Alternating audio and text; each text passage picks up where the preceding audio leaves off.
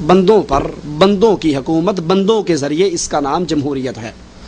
Government of people by the people for the people it call democracy. بندوں کی حکومت بندوں کے اوپر بندوں کے ذریعے، یہ جمہوریت ہے. اور مالی کیا کہتا ہے؟ قل اعوذ برب الناس ملک الناس الہ الناس. اللہ الہ ہے، بادشاہ ہے، شہنشاہ ہے، مالک ہے، رب ہے. بندوں پر بندوں کی حکومت نہیں، بندوں پر بندوں کے رب کی حکومت، رب کے قانون کے مطابق. یہ اسلام ہے. جمہوریت تو ابتدا سے اسلام کے ساتھ یوں ٹکر کھاتی ہے. جمہوریت اور اسلام یوں ہے. اسلام کہتا ہے ان الحکم الا للہ، حکومت صرف حکم کس کا ہے؟ اللہ کا ہے. اور جمہوریت کیا کہتی ہے؟ عوام طاقت کا سرچشمہ ہے. اللہ کہتا ہے حکم میرا چلے گا. جمہوریت کہتی ہے جو عوام چاہے گی. عوام چاہے ہم جنس پرستی تو لواطت بھی جائز ہو جائے گی. عوام چاہے سود تو سود بھی جائز ہو جائے گا. جو عوام چاہے گی وہ ہو جائے گا.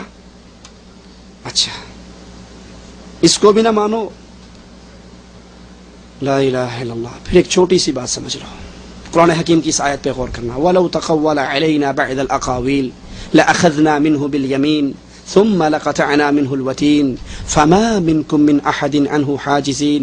اگر میرے نبی محمد صلی اللہ علیہ وسلم اپنی مرضی سے، میری مرضی کے خلاف اپنی طرف سے کسی بات کا اضافہ دین میں کر دیں، میں دائیں ہاتھ سے پکڑ لوں، شاہ رگ کاٹ دوں، تم میں سے کوئی چھڑا. اس دین کے اندر نبی اپنی مرضی نہیں چلا سکتا تو پارلیمنٹ کی 2/3 اکثریت جو مرضی منظور کر لے. اور ایک بات اللہ سے ڈر کر کہتا ہوں، دکھ اور درد سے کہتا ہوں، کسی کو جلانے کے لیے نہیں. کسی میں یہ طاقت ہے کہ وہ اللہ کے اتارے ہوئے قانون کو کینسل کر سکے، پاس اور فیل کر سکے؟ کسی میں طاقت ہے؟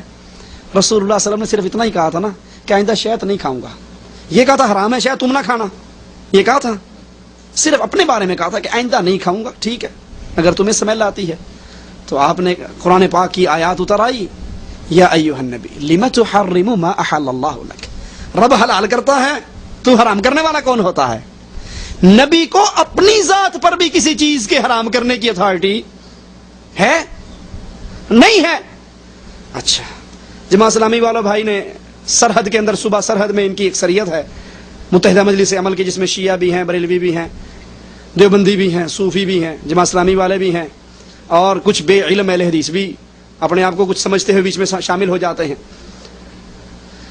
سوچئے انہوں نے وہاں پر شریعت بل کے طور پہ ایک قانون پیش کیا.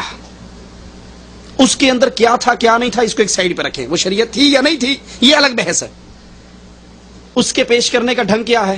یہ اسمبلی ہے نا، اسمبلی کے ایک ایک بندے کے پاس گیا، جی ہم نے یہ قرآن کی آیات لکھی ہیں، یہ قانون ہوگا، قرآن ایسے نافذ ہوگا، پلیز آپ اس پہ سائن کر دیجئے،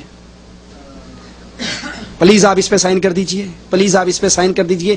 ہم چاہتے ہیں یہ قرآن، وہ شریعت بل قرآن تھا یا نہیں تھا یہ بحث نہیں، مان لیتے ہیں کہ وہ قرآن ہی تھا جو انہوں نے بل صوبہ سرحد کی اسمبلی میں پیش کیا اور پاس کروایا. ہم اس قرآن کو اپنے ملک میں نافذ کرنا چاہتے ہیں. اب صوبہ سرحد کی اکثریت نے، M N A MPAs نے اس پہ سائن کر دیے. اکثریت نے سائن کیے تو وہ صوبہ سرحد کی اسمبلی میں پاس ہوا نا، اور اگر اکثریت اس پہ سائن نہ کرتی تو وہ فیل ہو جاتا. اللہ کے لیے خود عقل کو استعمال کیجیے اور سوچئے، اگر صوبہ سرحد کی اکثریت اسمبلی کی اس بل پہ سائن نہ کرتی تو وہ فیل ہو جاتا. جس کی قلم میں اتنی طاقت ہے کہ وہ چاہے قرآن کو پاس کر دے چاہے فیل کر دے، یہ قلم مسلمان کی ہے یا کافر کی؟ قرآن میں تو ایک حرف کو اللہ کے نبی اپنے لیے شہد کو حرام نہیں کر سکے. حرام نہیں کیا، صرف یہ کہا تھا آئندہ نہیں کھاؤں گا، حرام تو نہیں کیا.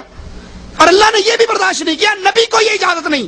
اور جس اسمبلی کے ممبروں کو یہ اجازت ہو کہ آپ چاہو تو اس شریعت بل کو پاس کر دو اور چاہے فیل کر دو، یہ اسمبلی کفار کی اسمبلی ہے، مسلمانوں کی اسمبلی نہیں ہے.